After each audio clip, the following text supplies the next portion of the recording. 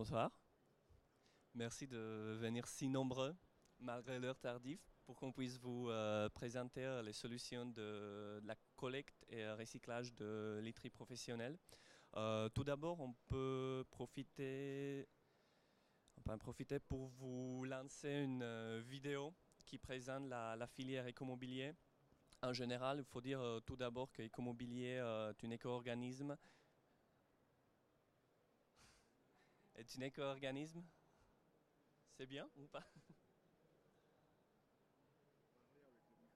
Ah, ok. Bon, c'est mieux. Écomobilier est un organisme qui gère la collecte et recyclage du mobilier usagé domestique et plus de la literie professionnelle usagée. Alors, cette petite vidéo comprend le champ d'action d'Écomobilier. Alors, profitez-en. Lorsqu'un particulier amène ses meubles usagés dans une déchetterie, il doit les mettre dans des bennes différentes en fonction de leur matière. Cependant, généralement, seuls les produits en bois ont une seconde vie grâce au recyclage. Un petit souci technique.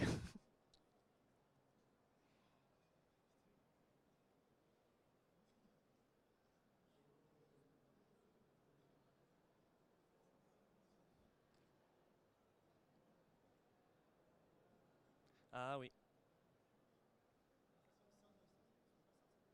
Je sais pourquoi. Voilà.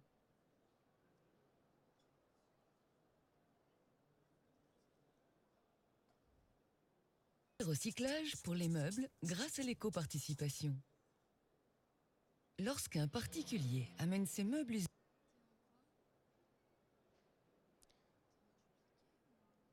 Ouais, je pense. C'est ça. Ça, non?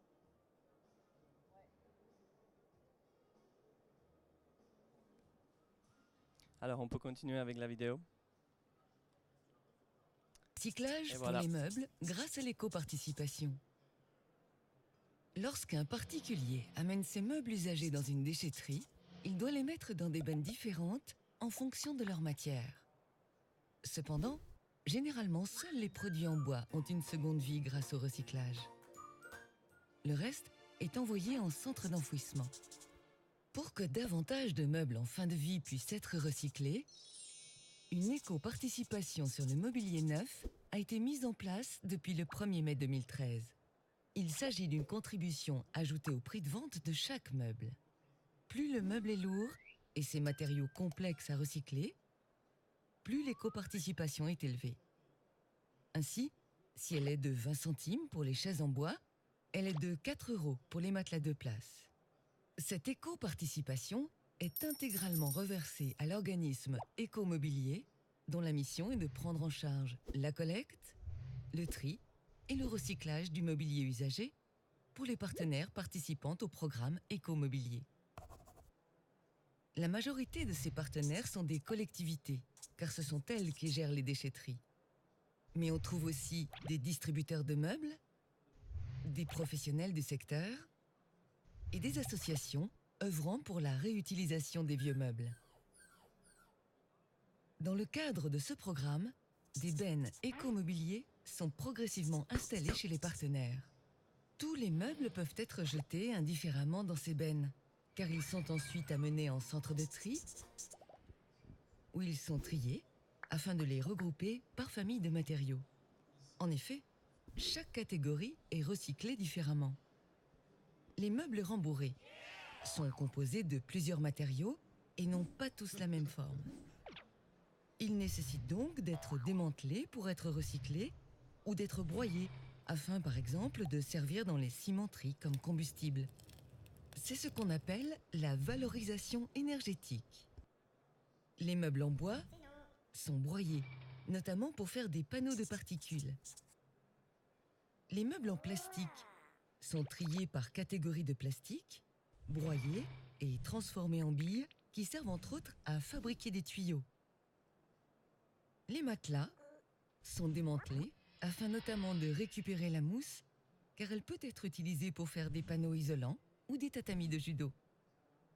Ainsi, Grâce à l'éco-participation et à la mise en place du programme, les meubles ont un nouvel avenir.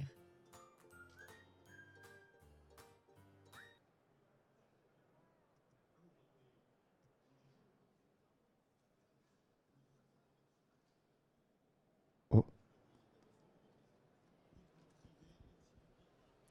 Parfait. Alors voici une petite vidéo de présentation de filière d'écomobilier. On va parler plus précisément de la partie réservée uniquement à la literie professionnelle. Tout ce qui vous concerne, ce qui comprend les matelas et les sommiers de milieu hospitalier aussi. Un petit rappel d'Ecomobilier est une société à but non lucratif qui a été créée en 2011.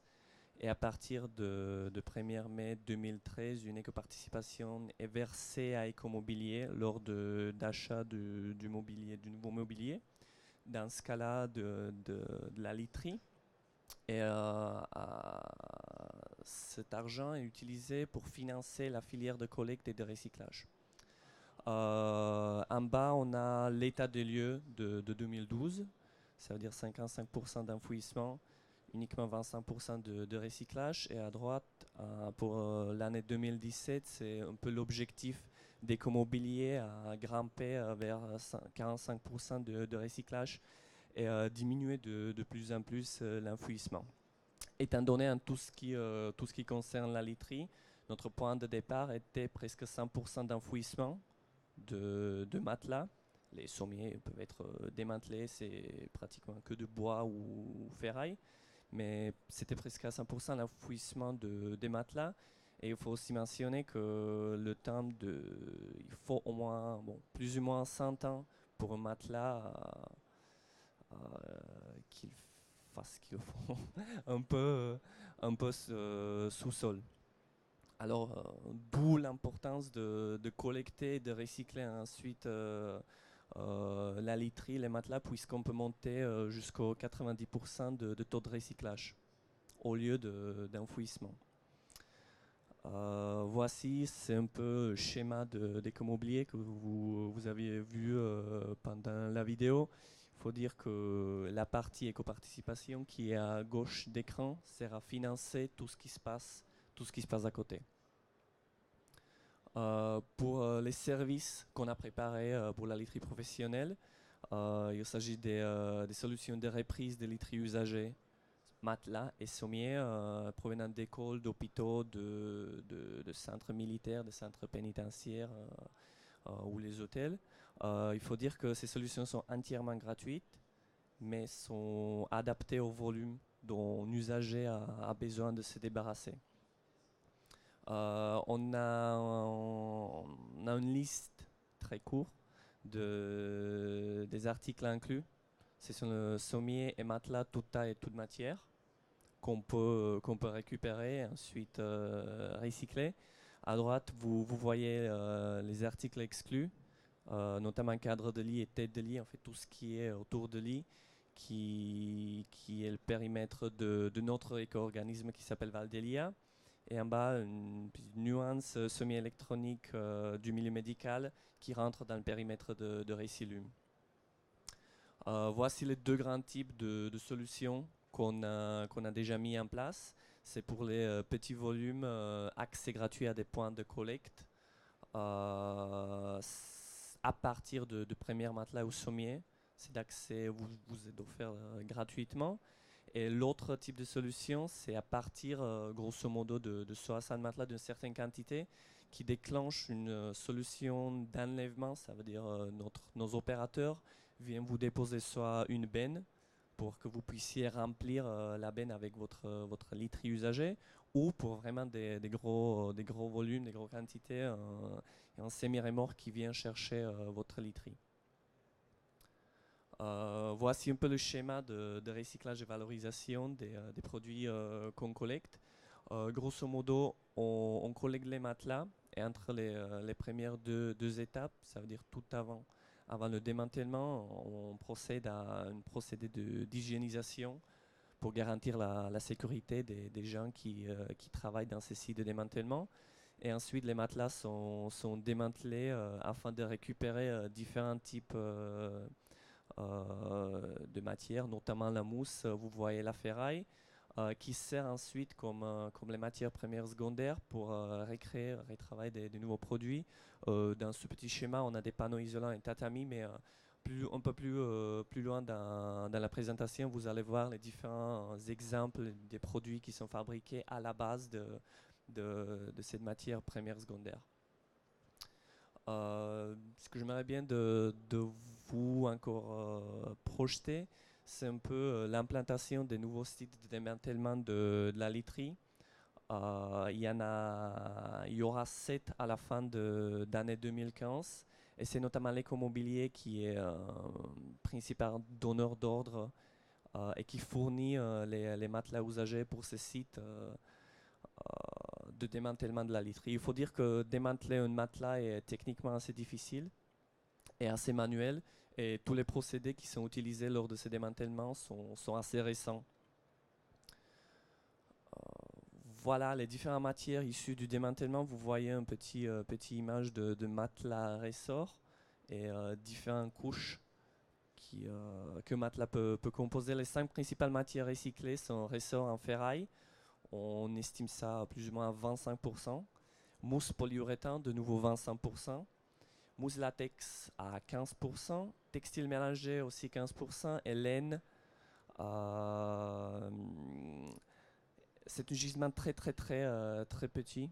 On s'approche d'un pourcent. Ensuite, dans les combustibles solides de récupération et le refus de literie qui ne peuvent pas être recyclés, les deux sont à la hauteur de 10%. Alors, recyclage de ferraille. Il s'agit de filières internationales. Les ferrailles sont broyées, débarrassées des potentiels polluants.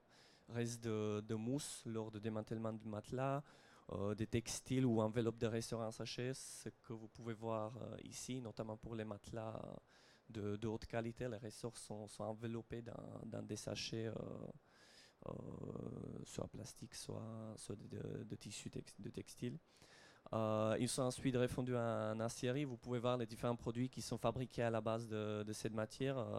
Fer à béton, boule de pétanque, un produit assez ludique, ou des pièces automobiles ou barrières. Ensuite, notre gisement important, c'est le recyclage des mousses polyuréthane.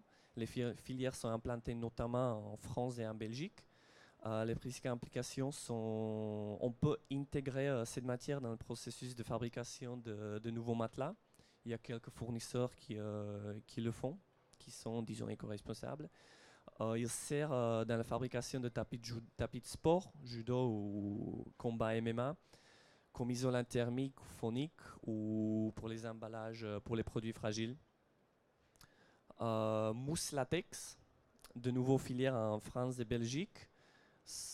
Mousse latex peut aussi être réintégrée dans le processus de fabrication de nouveaux matelas, et aussi pour la fabrication des matelas et tapis de traite de vache, qui sont apparemment moins stressés, le rendement de lait est meilleur. Recyclage de textiles mélangés, il s'agit notamment des différents textiles. C'est la première couche visible de matelas, ensuite de feutre. De nouveau, ça peut être réintégré dans le processus de fabrication de nouveaux matelas ou fabrication de feutres pour l'industrie automobile, isolation phonique ou thermique, et fabrication de chiffons pour les ateliers et labos. Recyclage de laine qui reste, toujours un gisement très inférieur, notamment en literie professionnelle. C'est pas un matériel qui est vraiment utilisé pour les lits dans les hôpitaux par exemple ou dans les hôtels. Principale application, de nouveau panneaux d'isolation thermique et phonique ou autres revêtements d'isolation thermique ou phonique pour la construction. Valorisation en CSR, il s'agit de produits non recyclables mais en fort pouvoir calorifique qui sont mélangés à d'autres déchets, ensuite sont broyés et criblés, ce qui forme un combustible solide qui va être brûlé dans les fours de cimenterie en remplacement d'un combustible fossile pour produire la chaleur qui est nécessaire pour le processus de fabrication du ciment. Je rappelle qu'il s'agit plus ou moins à 10%. Et ensuite, le refus qu'on essaye de diminuer au maximum. Ça veut dire de fameux 100% qui étaient enfouis, on est plus ou moins à 10%. Quand il s'agit de la literie professionnelle, il s'agit des étiquettes et des cordelettes, mais ça c'est le poids plutôt négligeable si on compare à des matelas trop souillés ou trop mouillés qui ne peuvent pas être traités et recyclés. Et d'autres produits non recyclables et non valorisables en CSR pour lesquels on n'a pas de filière locale, filière de traitement. Alors dans ce cas-là, soit ils partent en incinération dans une usine d'incinération, soit malheureusement en enfouissement, ce qu'on essaie à limiter au maximum. Pour le processus et pour les solutions qui sont déjà mises en place, ce qu'il faut savoir, c'est, je le répète de nouveau, nos solutions sont gratuites et disponibles sur simple demande à l'adresse litripro@eco-mobilier.fr ou, ou sur le numéro vert que vous avez dans votre dépliant.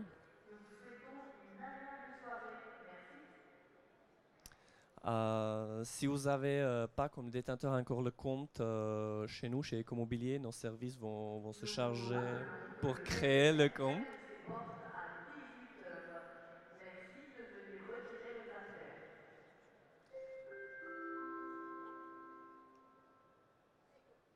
J'espère que vous savez quand les portes se ferment.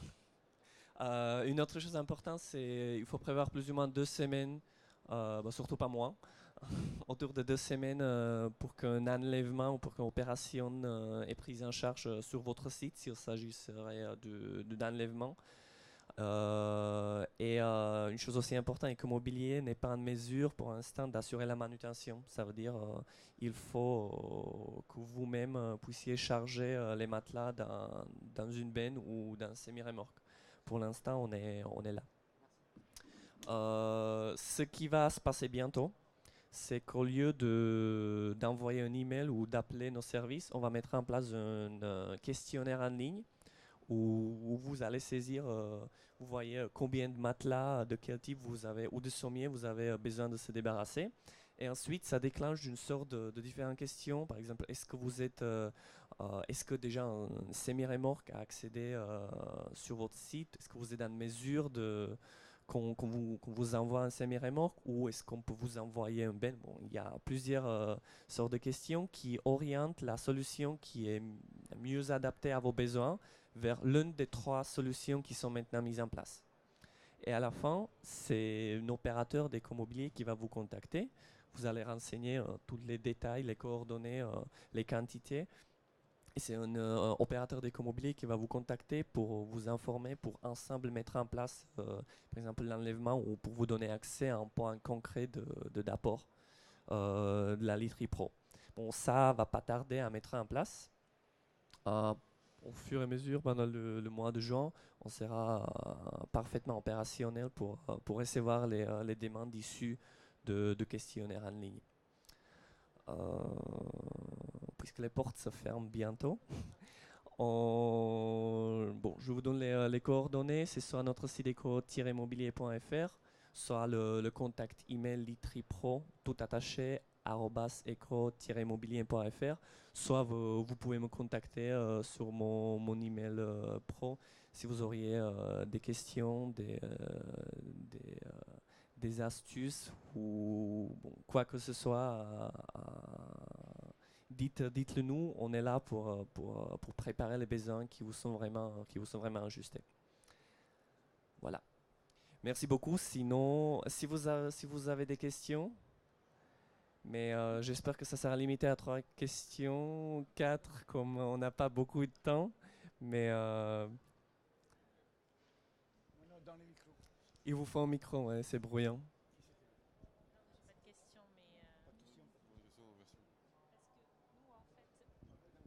On a nos établissements, nous, qui sont situés dans le sud de la France, et j'ai vu qu'il y avait une centrale de recyclage qui était à peu près sur Bordeaux, ou qui va être mise en place. Non, elle est déjà. Elle est déjà en place. Oui. D'accord.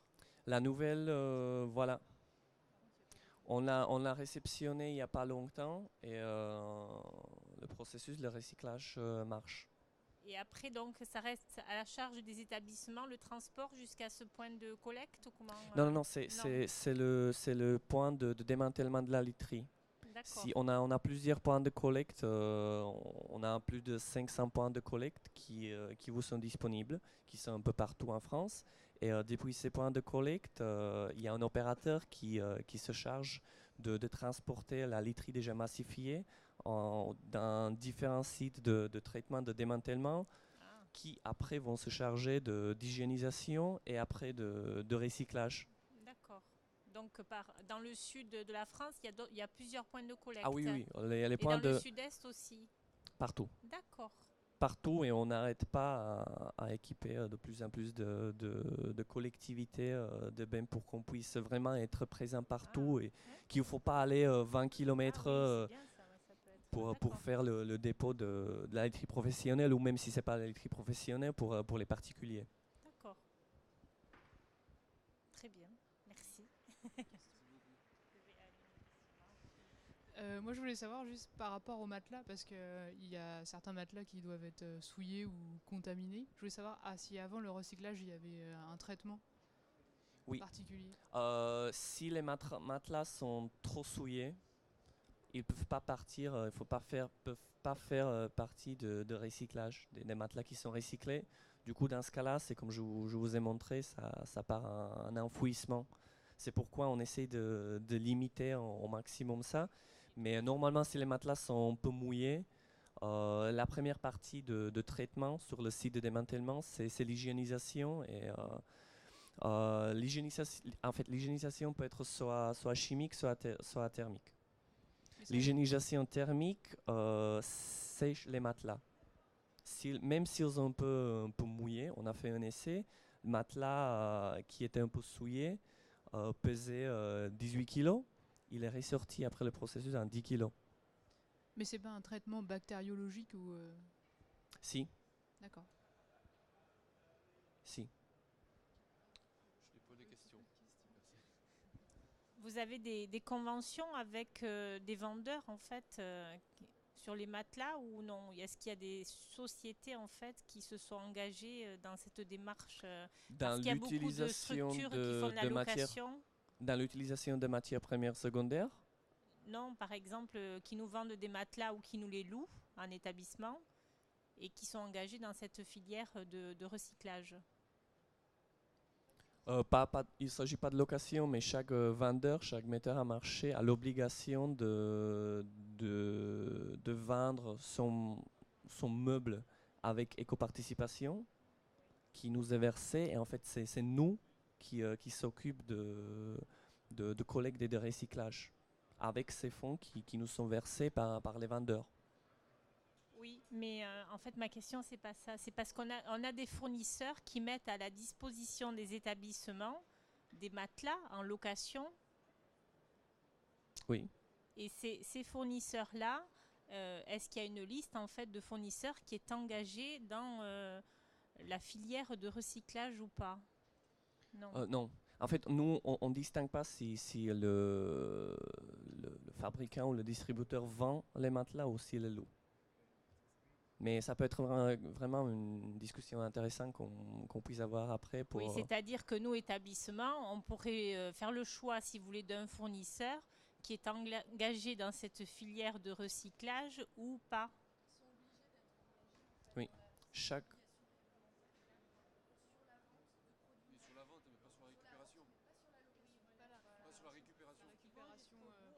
Voilà, de la démarche.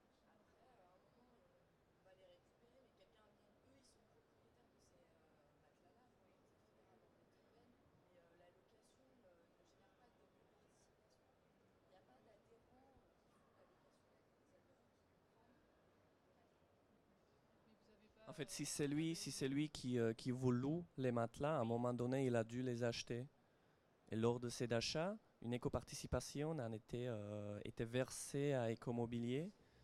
Du coup, Écomobilier se charge après de la collecte et recyclage du matelas. Donc, peu importe si c'est un matelas qui a été acheté et après il a été déposé, il a vécu quelque part ou si c'est une matelas qui a été louée au fur et à mesure. Nous, on voudrait juste être en capacité de savoir si le fournisseur qu'on a choisi travaille avec vous pour des raisons environnementales.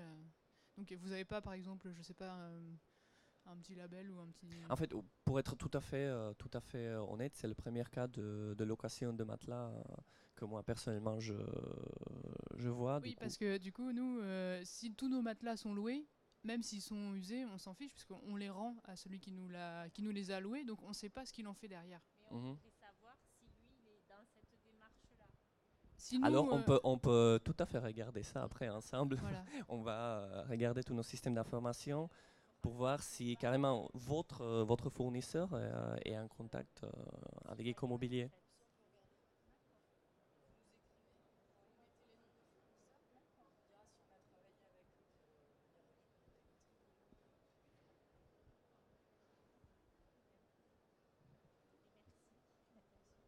Est-ce qu'il y aura d'autres questions ou... Ok. Merci beaucoup d'être venu.